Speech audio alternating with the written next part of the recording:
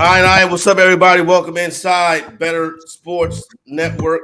A Better Morning. It's your host, Corey Parson, the fantasy executive. A Better Morning brought to you by Rival Fantasy. Rival Fantasy, your all-in-one fantasy sports platform. Coming up on the program today, AP Top 25 poll. First one of the year, second one of the year is released. We'll let you know where Coach Prime team falls into that mix. Got to get into a discussion about this hamstring specialist that Cooper Kupp is going to go see, not to mention the fact that we got to talk about the lead story going into the day.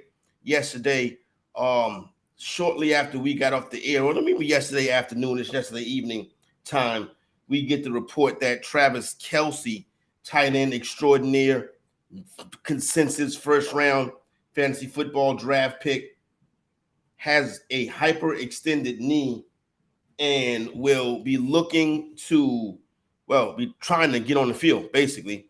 So early reports today are that Kelce had the knee examined, checked out. There is no structural damage. He is going to test the knee a little bit later on today to see if he can give it a go tomorrow night. Once again, latest update, Kelce test out the knee, no structural damage. Kelce will look to test out the knee today. And then after Kelce tests out the knee today, he will be able to make a determination on what his deal is, his status is for Thursday night football. Now, with that being said, there's a different kind of way we got to take this. First of all, if you have Travis Kelce in fantasy, you got a chance to basically, sweat it out a little bit today as you go through the situation with Travis Kelce. Hopefully you have a solid backup. Now, that wide receiver room for the Kansas City Chiefs, if Kelce is out, could be an interesting place in daily fantasy contests on Rival Fantasy and whatnot. Now, Sky Moore, Rashee Rice, you know all the names. And you know how I feel about those guys. You know what I'm saying?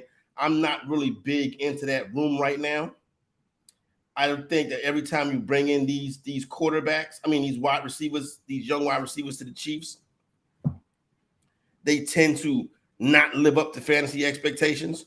We've done it before with DeMarcus Robinson and this guy and that guy and all of this stuff. But the truth of the matter is, when you break it down, it is about Patrick Mahomes. Because whatever happens is with Patrick Mahomes, if something's off with Kelce, then Mahomes has to step up. If something's off with Pacheco, then Mahomes has to step up. If something is off with anybody and it doesn't go well, Patrick Mahomes has to step up. So expect Patrick Mahomes tomorrow night, if Kelce is out, to shoulder more of the burden. Now, when you look at it from an ATS standpoint, obviously the Vegas markets reacted to this news right here. And the Vegas markets, basically, that number that was teetering on 7 dropped down through the 6.5, through the 5.5, all the way down to 4.5. And right now, the Kansas City Chiefs are a 4.5 point favorite in the home opener versus the Detroit Lions tomorrow night. Total still sitting at 52.5. Now, you don't want to overreact to spread movement. Now, I was leaning towards taking the points with the Lions before this news. Now you got a couple less points to take. So you got to take that into consideration. I have not made a final determination on where the wager would be yet. At 4.5, a banged up Kelce, that's a very good number, a very sharp number. It'll be interesting to see how that number plays out throughout the course of the day and as we get into tonight. Now, the Detroit Lions come into this game loose, free, easy, no pressure. Basically, the way that the Detroit Lions like to play. They really have no issue with coming out there and slinging that rock and gunning it out with the Kansas City Chiefs. It makes things a little bit easier for them. Now, what their defense has to realize is that without Kelce on the field, Mahomes is more than likely going to be more adept to take off and run. That's another good player prop that you might want to use tomorrow night, is basically the rushing over for Patrick Mahomes. Because in situations where Mahomes is, feels pressure, or his weapons ain't weaponing like they're normally supposed to, you don't have Tyreek Hill throwing up the peace sign no more. And if Kelce is hampered, it really falls on Mahomes. And these situations, we've seen where Patrick Mahomes will be willing to take off and run the football a little bit more.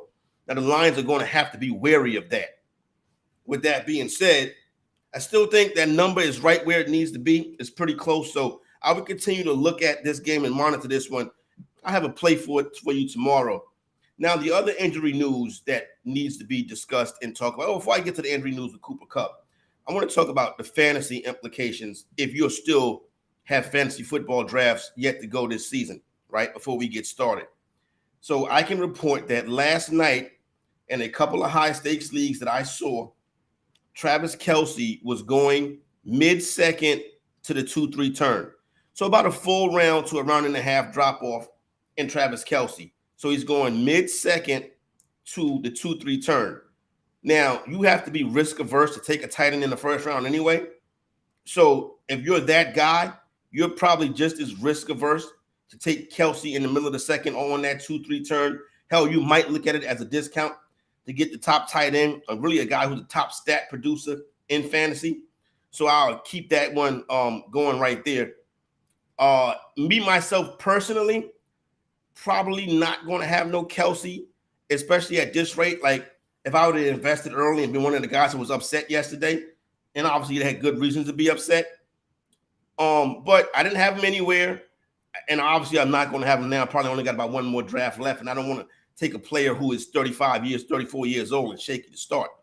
You know, like I told you guys a couple of weeks ago, Travis Kelce has been like 80 catches, 1,000 yards, double-digit touchdowns since 2015. That's a long time to be doing that. At some days, the wheels are going to come off. I'm not saying that just because of this injury it's going to happen this season, but it is something to keep an eye on. But right now in fantasy drafts, from what I've seen, Travis Kelce in the middle of the second, all the way down to that 2-3 turn. Now, Cooper Kupp, another off-injured player who can be very dominant statistical, he has slid down to like that 3-4 turn. Kupp, a much different story than what Travis Kelce is. Kupp is consistently injured, and these injuries have hampered his fantasy production for really the most part of his career. He had that one dominant fantasy year. Then after that, he got off to an excellent start last year. But Cooper Kupp continues to try to, he breaks down a lot on teams. And you don't want to deal with that too much when you're in fantasy football, right? Like, you got a guy that you drafted that early. You want to make sure you get him out there. And Cooper Kupp, that can be an issue. Then take into the fact that the Rams are a team that may go into tank mode at some point this year, so they could pull Kupp anyway. Kupp is very high risk, high reward in fantasy drafts right now. You know what he can give you if he pops, but if he doesn't, then it's a wasted draft pick, a guy that could be on your bench and have another down season from Cooper Kupp fantasy-wise. Now, one of the other issues that a few people are talking about, but this absence of Chris Jones from the Kansas City Chiefs defense may be more important than the absence of Travis Kelce from the Kansas City Chiefs defense. Now, when you look at that situation with Travis Kelce, there's an offensive player who the game plan is specifically built around. Chris Jones is a defensive player that can wreck your game plan. A dominant three technique. Guys like Quinnen Williams, Aaron Donald. These are dudes that get off the ball, they get in the paint, they create a lot of havoc for opposing quarterbacks. This is the kind of pass rusher, the kind of defender that gives Jared Goff, and not just Jared Goff, but most quarterbacks in the NFL a ton of trouble. When you can get in the paint and affect them right in their face like that. We've seen the Giants beat Tom Brady twice like that. As a matter of fact, every time a team loses the Super Bowl, it's because the opposing tackle got in the paint and disrupted the passing game. So that's not going to be available for the Chiefs tomorrow night. So I think that Jared Goff, St. Brown, that whole offense in Detroit is going to be up for the test, and I think they're going to be flying. I think missing Chris Jones, because I don't see him signing today and getting on the field tomorrow.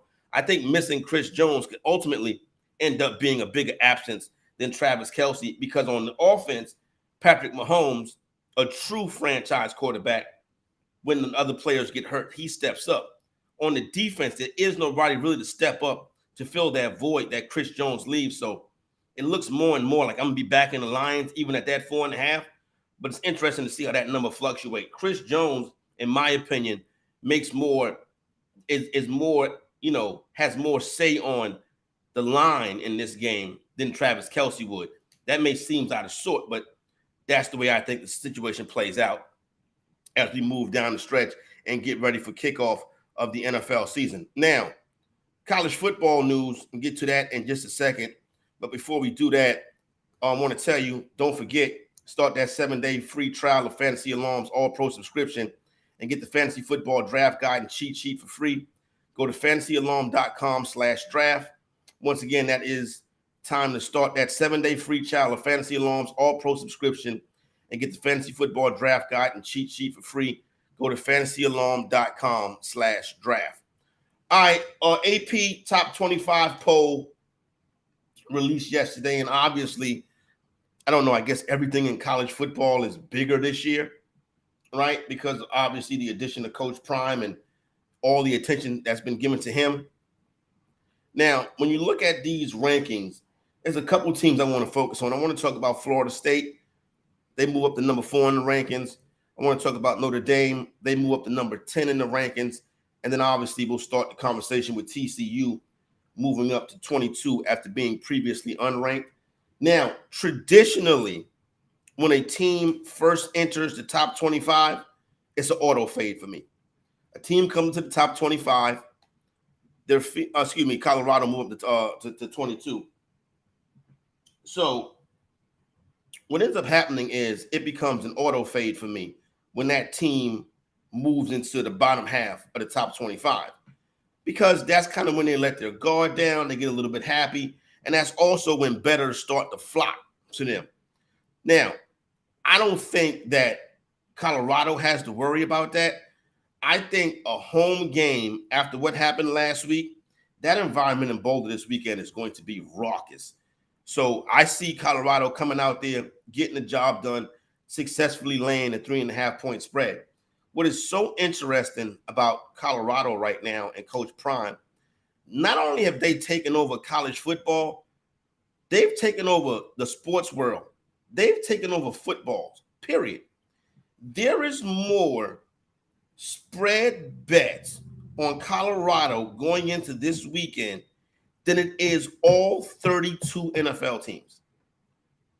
Like, you don't understand how significant that is. There is more money being placed, more tickets and more bets being placed on the Colorado Buffaloes at this point of the week than there is all 32 NFL teams. The Dallas Cowboys are playing this weekend. The Pittsburgh Steelers are playing this weekend. The Green Bay Packers are playing this weekend. The Vegas Raiders, right there in Las Vegas, playing this weekend. Yet everybody is going to the window to wager on the Colorado Buffaloes. That is unbelievable right there. Coach Prime definitely getting it done, definitely drawing a lot of attention to his program, and definitely has a lot of people rooting for him. And obviously it's showing almost everywhere. You know, Coach Prime is so good for business. Like, whatever your business you're in, Coach Prime is good for it, right? If you're in the media, he brings ratings, he brings clicks, he's good to talk about. You know, if you're in the sports betting arena, he brings people to the window. People are intrigued, people are interested with Deion Sanders, Coach Prime, Shedeur Sanders, and this team. So that is a phenomenally interesting stat, that there is more money on Colorado than it is on any of the 32 NFL teams going into this weekend. And this is a Pac-12 school that won a game last year. Florida State. Now, let's go to Notre Dame first. I'm so impressed with Notre Dame, and I understand they really haven't had a chance to really show you what they're about yet. Now, this weekend, they're in Raleigh. They go to NC State, which I always thought Notre Dame never traveled. It seemed like they always play at home.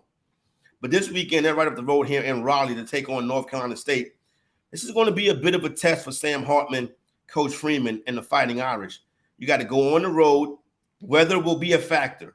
This time of year down here in the South, weather is going to be a factor. So you need to show your conditioning, and you need to continue to show that you can play that defense well, and Sam Hartman needs to continue to get it done. Like, if you don't have a Sam Hartman Heisman ticket in your profile, you need to get one, because a Notre Dame quarterback, if he can get rolling, and that PR machine that the Fighting Irish possess They got a television network, for Christ's sake, for the Fighting Irish. If they can get that steam rolling, he can be a guy that can really challenge Caleb Williams for that Heisman Trophy, along with Michael Penix, Hunter, and Shador, and other guys. Hartman is right there in the mix. He's the reason why I think Notre Dame has a chance to be a team to play in the college football playoffs this year. Right now, they're up to 10. They have a schedule where they can do it. They still got to go to Clemson. Now, Clemson may be trash, right? They may be trash. But maybe Clemson turns it around, and that loss in week 1 is not as bad. That's going to be a big-time win for Notre Dame. And they still got USC and Ohio State on the schedule as well, amongst others. So if they can come out as a one-loss independent as Notre Dame, it's going to be hard to keep them out of the college football playoff. Like I say, that PR machine that is Notre Dame gets rolling. So I'm going to keep an eye on them this season. That kickoff versus North Carolina State is at noon on Saturday. That's going to be one of the big games of the weekend. Now, obviously, the biggest game of college football this weekend takes place on Saturday night in Tuscaloosa when the Texas Longhorn goes down there to visit Alabama. Latest number I saw, Alabama was laying 7.5. That's a very intriguing number right there, because I know a lot of people are saying they're on Texas, and why wouldn't you take Texas at 7.5 with the hook? But I can see some Alabama money coming in on Saturday morning or Saturday evening. It always sounds cool to bet against Alabama until you got to give the ticket taker your money and give that and say, I want the team opposing Alabama. That's different than talking about it. The actual action of doing it can leave a pit in your stomach. Trust me, I know. So that's going to be the good college game this weekend. Really going to spend the rest of the week breaking down and getting ready for Thursday and Sunday in the NFL. But yeah, I may touch on that game again before the weekend gets here. But hard to handicap that one right now. But I'm telling you, some Notre Dame money. Some Alabama money is going to come in before kickoff. Florida State moves up to number 4 in the rankings. Florida State, they look tough. Like, what I like about what I saw with Florida State is they took the game from LSU. And LSU, a team I thought was going to be able to compete for a national championship this year. And I still do think they compete for a national championship. But I got to think that Florida State's in that mix as well. And obviously the pollsters do too, because they moved them all the way up to number 4 in the rankings. Big time win. Clemson doesn't look good. You got enough on your schedule. I believe they may play. They may play Notre Dame at some point this year too. You got enough on your schedule to where you can be very competitive and win some big games. They got to play good because they coach ain't Coach Pride.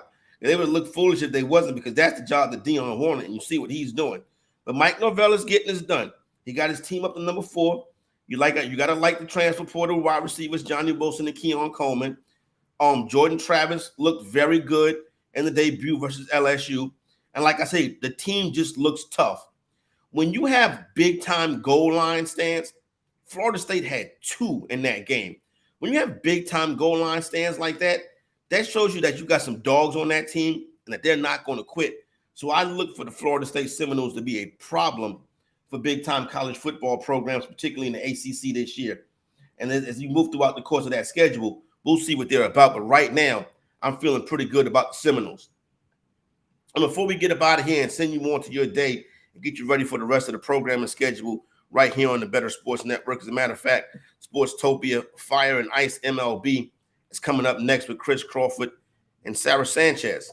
So you want to get in there and involve that new programming from Sportstopia. But I do want to touch on right quick, Chris Mortensen, the great ESPN insider, broadcaster, announced his retirement. You know, Chris Mortensen was a guy that's been there kind of from the beginning, doing that insider role that Adam Schefter and Ian Rappaport have made famous now.